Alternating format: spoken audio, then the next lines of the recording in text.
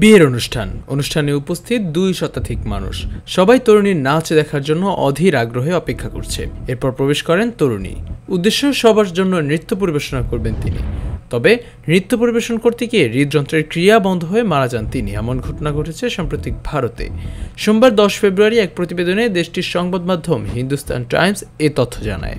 প্রতিবেদনে বলা হয়, ঘটনাটি ঘটেছে ভারতের মধ্যপ্রদেশ রাজ্যে। ওই রাজ্যের বিদিশা জেলার একটি রিসোর্টে বিয়ের অনুষ্ঠানে নৃত্য পরিবেশন করতে গিয়ে হৃদযন্ত্রের ক্রিয়া বন্ধ হয়ে 23 বছর বয়সী এক তরুণী মারা গেছেন।